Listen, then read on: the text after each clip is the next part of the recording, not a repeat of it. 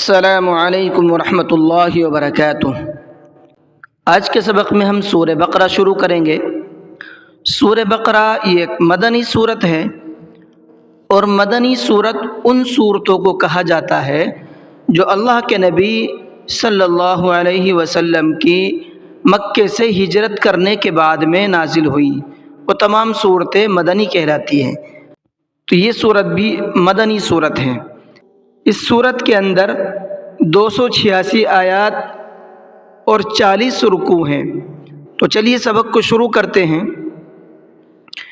اعوذ باللہ من الشیطان الرجیم، بسم اللہ الرحمن الرحیم۔ الف لام میم، یہ حروف مقطعات میں سے ہے، جیسا کہ ہم نے قاعدے کے اندر پڑھا بھی تھا۔ اس کو پڑھا کیسے جاتا ہے؟ اس کے ایک ایک لفظ کو الگ الگ کر کے پڑھا جاتا ہے۔ الف لام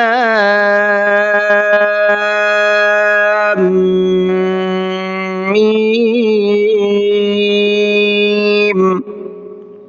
ذالک الکتاب لا ریب فیہ۔ ذالک، ذال کو تھوڑا سا سافٹ کر کے پڑھنا ہے، ذالکا نہیں پڑھنا ہے۔ ذالکا پڑھیں گے تو یہ پروناؤنسیشن ذا کا ہے، ذال کا نہیں ہے، اور یہاں پر لفظ ذال ہے۔ لا ریب، ریب، را کو تھوڑا سا منہ بھر کے پڑھنا ہے۔ کیوں؟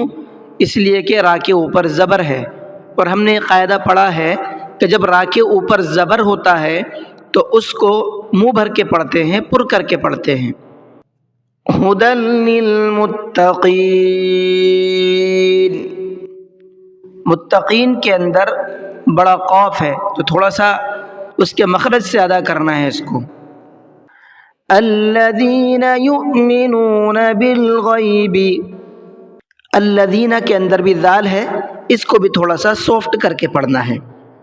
یؤمنون، یہاں پر دیکھیے ایک قاعدہ میں آپ کو سمجھا دوں۔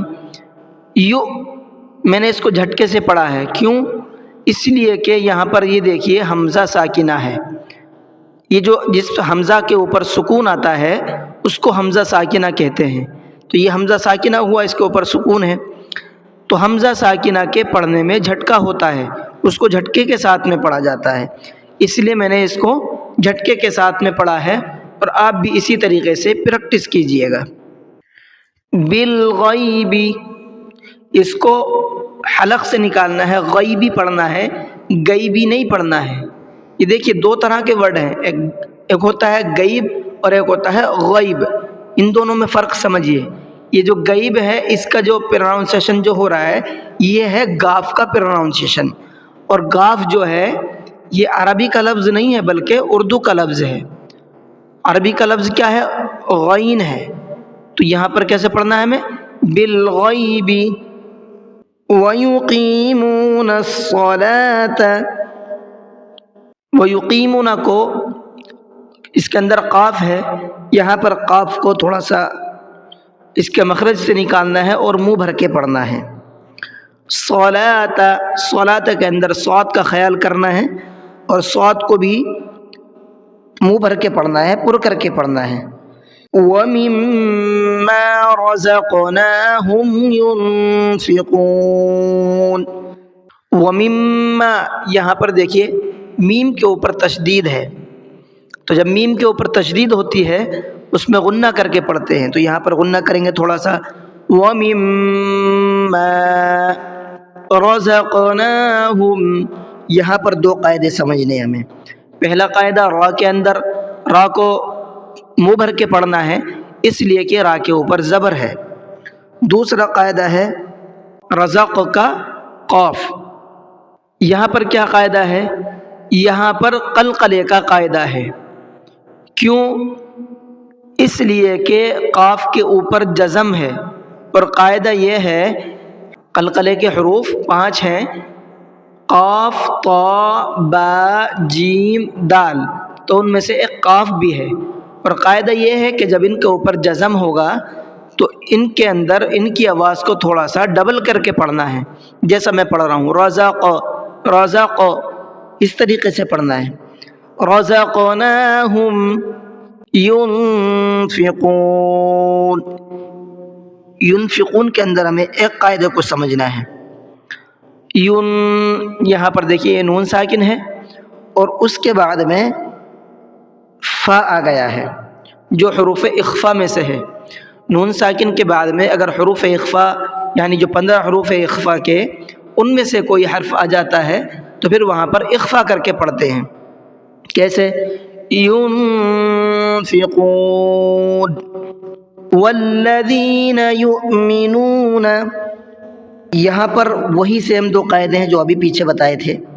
बिमा उन्ज़िला इलैका, बिमा उन्ज़िला के अंदर एक कायदा समझना है।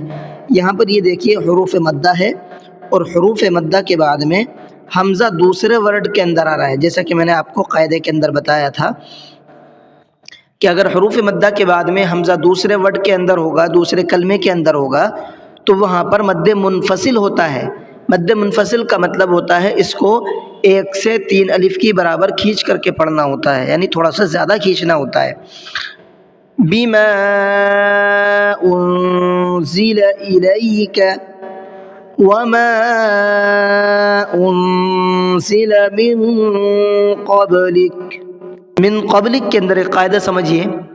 हमने वक्फ़ के कायदों के अंदर कायदा पढ़ा था कि जब ज़बर पर वक्फ़ करेंगे तो क्या करेंगे? जिस हर्फ पर ज़बर है उसको साकिन कर देंगे। तो यहाँ पर क़ब्लिक के अंदर हमने क़ाफ़ पर वक्फ़ किया तो क़ाफ़ को क्या कर देंगे? जज़म लगा करके सांस तोड़ेंगे। अब क्या पढ़ेंगे इसको? मिन क़ब्लिक वबिल आखिरति हुम यूक़िनून। वबिल आखिरति के अंदर एक कायदा समझिए। ये देखिए अलिफ लाम है और अलिफ लाम के बाद में हमज़ा आ गया जो हुरूफ़ क़मरी में से है। हुरूफ़ शम्सी और हुरूफ़ क़मरी दो तरह के हर्फ होते हैं जो मैंने आपको कायदे के अंदर बताया था।